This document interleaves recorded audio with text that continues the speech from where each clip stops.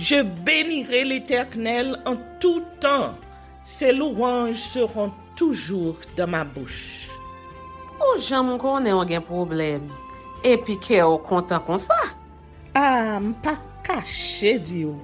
Depuis m'komanse li Bib moi chaque jour, m'senti charge problème moi yo sorti sous dom. Oh, si c'est comme ça, moi pour aller couvrir acheter un bib. Dégagez au marché.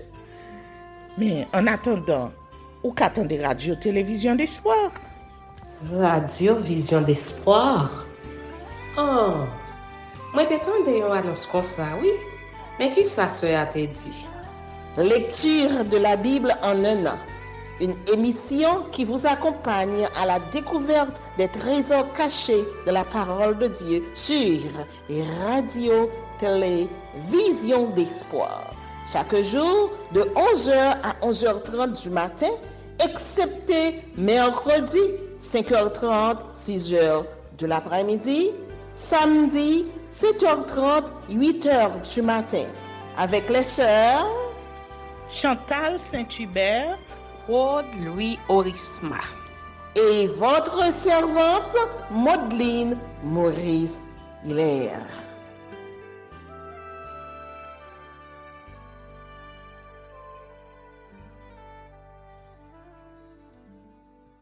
Saint-Esprit de Dieu, fais-nous la grâce de jouir de ta présence durant cette lecture qui enseigne, convainc, corrige, instruit et qui sauve. Au nom de Jésus. Amen.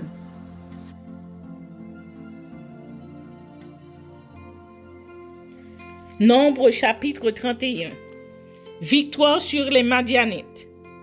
L'Éternel parla à Moïse et dit: Venge les enfants d'Israël sur les Madianites. Tu seras ensuite recueilli auprès de ton peuple.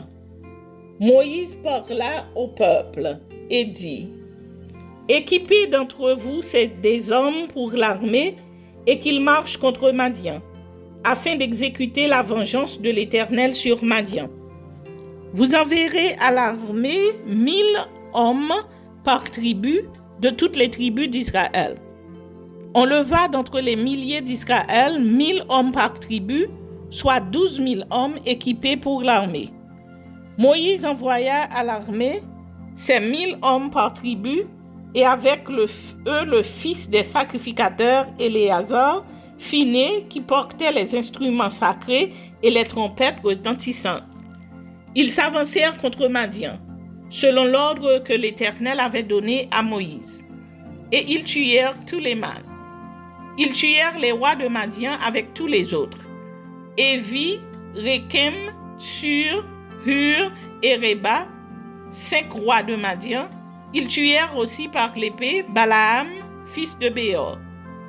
Les enfants d'Israël firent prisonnières les femmes des Madianites avec leurs petits-enfants, et ils pillèrent tout leur bétail, tous leurs troupeaux et toutes leurs richesses. Ils incendièrent toutes les villes qu'ils habitaient et tous leurs enclos. Ils prirent toutes les dépouilles et tout le butin, personnes et bestiaux.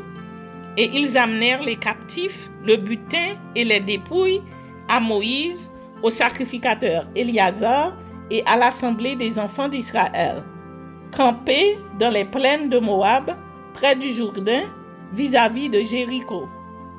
Moïse, le sacrificateur Éléazar, et tous les princes de l'assemblée sortirent au-devant d'eux, hors du camp. Et Moïse s'irrita contre les commandants de l'armée, les chefs de milliers et les chefs de centaines qui revenaient de l'expédition.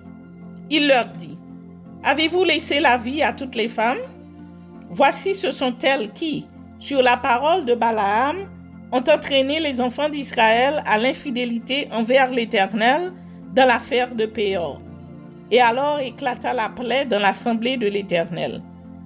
Maintenant, tuez tout mâle parmi les petits-enfants et tuez toute femme qui a connu un homme en couchant avec lui. Mais laissez en vie, pour vous, toutes les filles qui n'ont point connu la couche d'un homme. Et vous, campez pendant 7 jours hors du camp, tous ceux d'entre vous qui ont tué quelqu'un et tous ceux qui ont touché un mort se purifieront le 3e et le 7e jour, eux et vos prisonniers. Vous purifierez aussi tout vêtement, tout objet de peau, tout ouvrage de poil de chèvre et tout ustensile de bois. Le sacrificateur Éléazar dit aux soldats qui étaient allés à la guerre, « Voici ce qui est ordonné par la loi que l'Éternel a prescrite à Moïse. L'or, l'argent, les reins, le fer, l'étain et le plomb, tout objet qui peut aller au feu, vous le ferez passer par le feu pour le rendre pur. Mais c'est par l'eau de purification que sera purifié tout ce qui ne peut aller au feu. Vous le ferez passer dans l'eau. Vous laverez vos vêtements le 7e jour et vous serez purs. Ensuite, vous pourrez entrer dans le camp. » L'Éternel dit à Moïse, « Fais avec le sacrificateur Éléazar et les chefs de maison de l'assemblée le compte du butin, de ce qui a été pris, personnes et bestiaux. Partage le butin entre les combattants qui sont allés à l'armée et toute l'assemblée.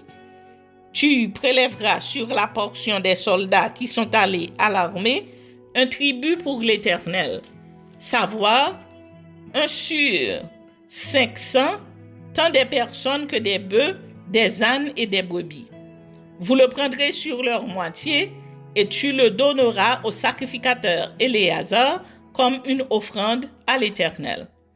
Et sur la moitié qui revient aux enfants d'Israël, tu prendras 1 sur 50, tant des personnes que des bœufs, des ânes et des brebis, de tout animal, et tu le donneras aux Lévites qui ont la garde du tabernacle de l'Éternel. Moïse et le sacrificateur Éléazar firent ce que l'Éternel avait ordonné à Moïse. Le butin, reste du pillage de ceux qui avaient fait partie de l'armée, était de 675 000 brebis, 72 000 bœufs, 61 000 ânes, et 32 000 personnes ou femmes qui n'avaient point connu la couche d'un homme. La moitié formant la part de ceux qui étaient allés à l'armée fut de 337 500 brebis, dont 675 pour le tribut à l'Éternel, 36 000 bœufs, dont 72 pour le tribut de l'Éternel, 30 500 ânes, dont 61 pour le tribut à l'Éternel, et 16 000 personnes, dont 32 pour le tribut à l'Éternel. Moïse donna au sacrificateur Éléazar le tribut réservé comme offrande à l'Éternel, selon ce que l'Éternel lui avait ordonné. La moitié qui revenait aux enfants d'Israël, séparée par Moïse de celle des hommes de l'armée, et formant la part de l'assemblée, fut de 337 500 brebis, 36 000 bœufs, 30 500 ânes et 16 000 personnes. Sur cette moitié qui revenait aux enfants d'Israël, Moïse prit 1 sur 50, tant des personnes que des animaux, et il le donna aux Lévites, qui ont la garde du tabernacle de l'Éternel, selon ce que l'Éternel avait ordonné. Les commandants des milliers de l'armée, les chefs de milliers et les chefs de centaines s'approchèrent de Moïse et lui dirent, « Tes serviteurs ont fait le compte des soldats qui étaient sous nos ordres, et il ne manque pas un homme d'entre nous. Nous apportons comme offrande à l'Éternel chacun les objets d'or que nous avons trouvés, chaînettes, bracelets, anneaux, pendants d'oreilles et colliers, afin de faire pour nos personnes l'expiation devant l'Éternel. » Moïse et le sacrificateur Éléazar reçurent d'eux tous ces objets travaillés en or, tout l'or que les chefs de milliers et les chefs de centaines présentèrent à l'Éternel en l'offrande par élévation, et pesait 16 750 cycles. Les hommes de l'armée gardèrent chacun le butin qu'ils avaient fait. Moïse et le sacrificateur Éléazar prirent l'or des chefs de milliers et des chefs de centaines et l'apportèrent à la tente d'assignation comme souvenir pour les enfants d'Israël devant l'Éternel.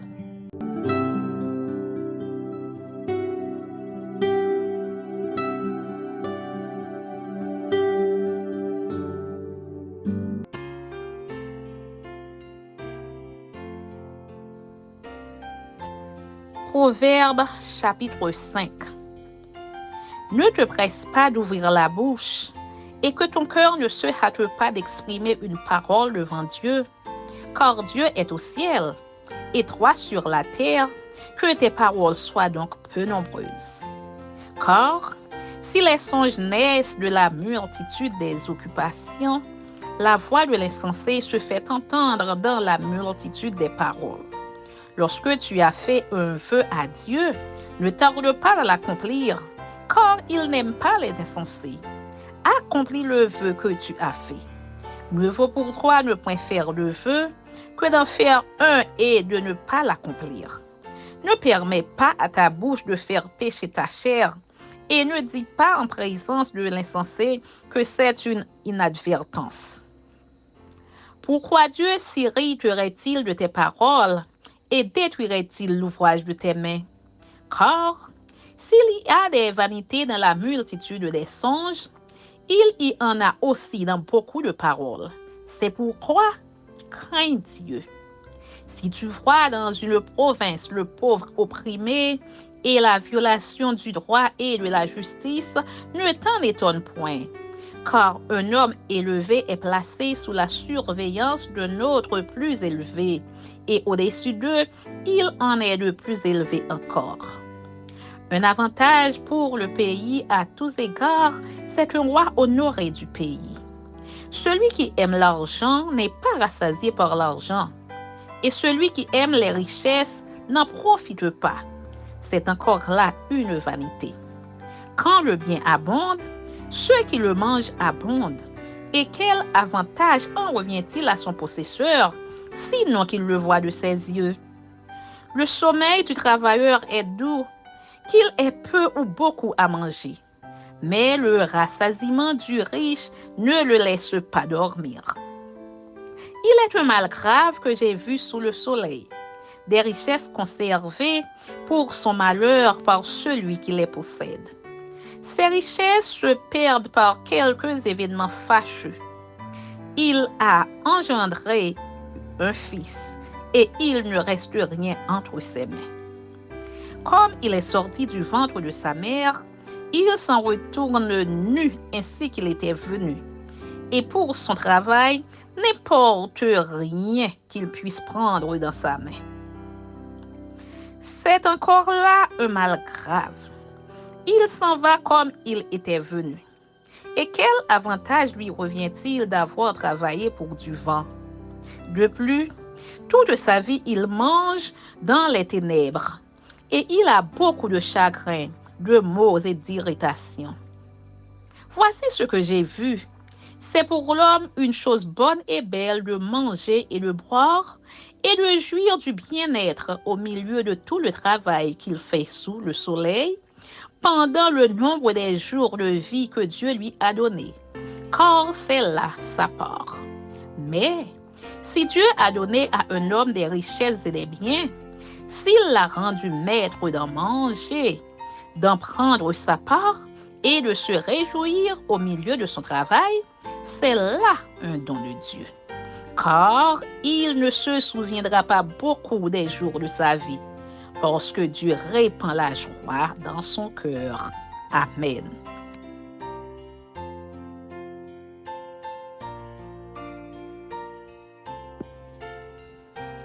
Ecclésiaste chapitre 6. Il est un mal que j'ai vu sous le soleil et qui est fréquent parmi les hommes.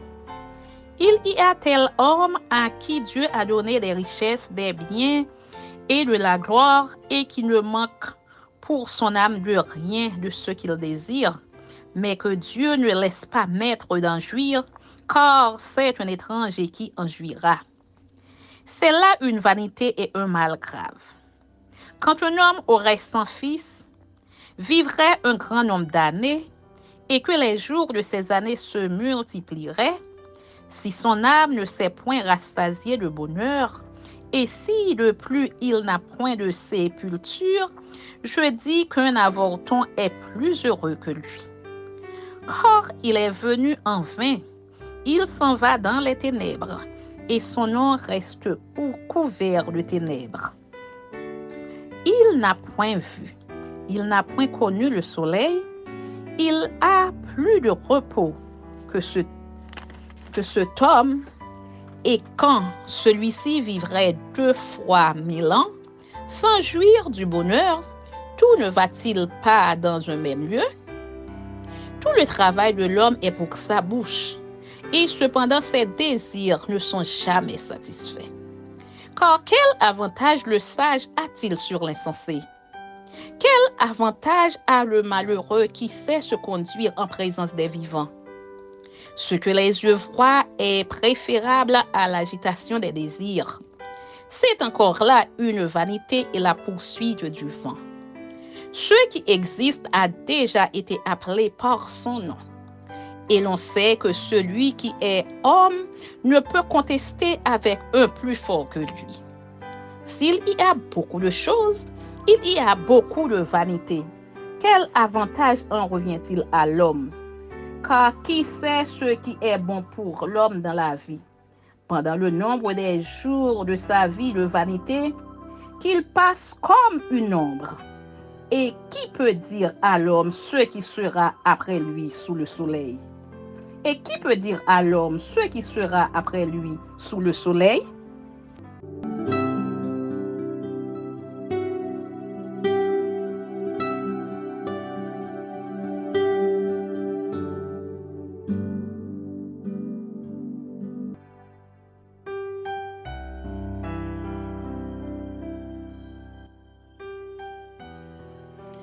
Actes, chapitre 18.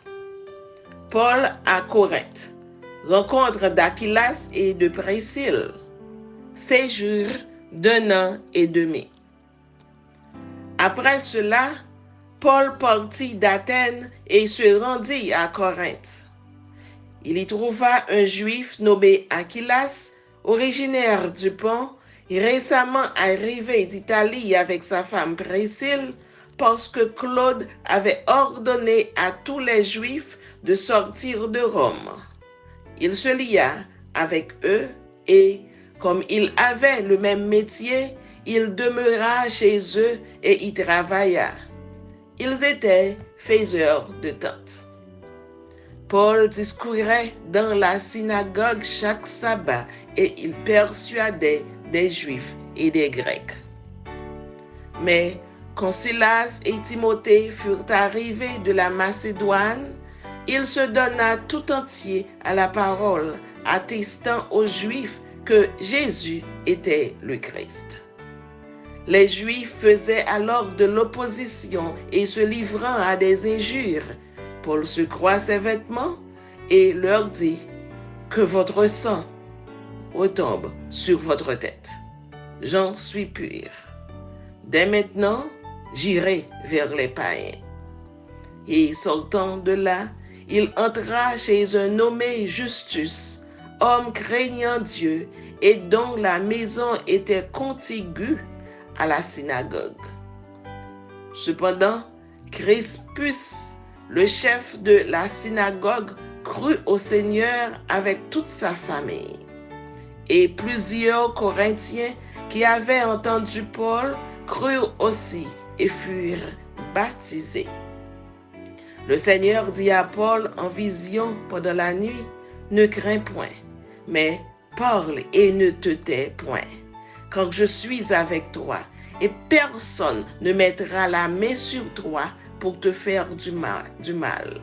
Parle, car j'ai un peuple nombreux dans cette ville. » Il y demeura 1 an et 6 mois, enseignant parmi les Corinthiens la parole de Dieu.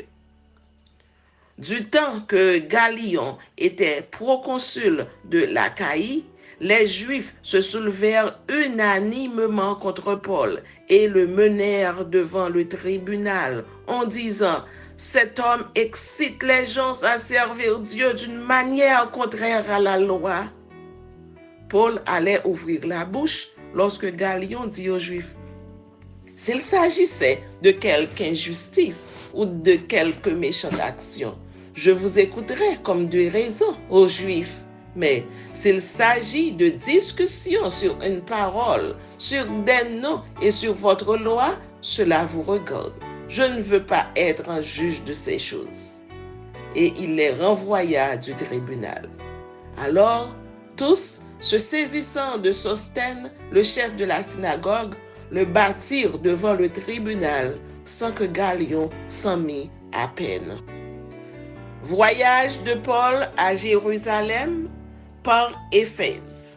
Retour à Antioche. Paul resta encore assez longtemps à Corinthe. Ensuite, il prit congé des frères et s'embarqua pour la Syrie avec Priscille et Aquilas après s'être fait raser la tête à Cenchréae, car il avait fait un vœu. Ils arrivèrent à Éphèse et Paul y laissa ses compagnons. Étant entré dans la synagogue, il s'entretint avec les Juifs qui le prièrent de prolonger son séjour. Mais il n'y consentit point et il prit congé d'eux en disant « Il faut absolument que je célèbre la fête prochaine à Jérusalem. Je reviendrai vers vous si Dieu le veut. » Et il partit d'Éphèse. Étant débarqué à Césarée, il monta à Jérusalem et, après avoir salué l'Église, il descendit à Antioche. Troisième voyage missionnaire de Paul. Départ d'Antioche pour les provinces d'Asie, Apollos à Éphèse et à Corinthe. Lorsqu'il eut passé quelque temps à Antioche, Paul se mit en route et parcourut successivement la Galatie et la Phrygie, fortifiant tous les disciples. Un Juif nommé Apollos, originaire d'Alexandrie, homme éloquent et versé dans les Écritures, vint à Éphèse. Il était instruit dans la voie du Seigneur et, fervent d'esprit, il annonçait et enseignait avec exactitude ce qui concerne Jésus, bien qu'il ne connût que le baptême de Jean. Il se mit à parler librement dans la synagogue. Aquilas et Priscille, l'ayant entendu, le prirent avec eux et lui exposèrent plus exactement la voix de Dieu. Comme il voulait passer en Achaïe, les frères l'y encouragèrent et écrivirent aux disciples de le bien recevoir. Quand il fut arrivé, il se rendit par la grâce de Dieu très utile à ceux qui avaient cru, car il réfutait vivement les Juifs en public et démontrant par les Écritures que Jésus est le Christ.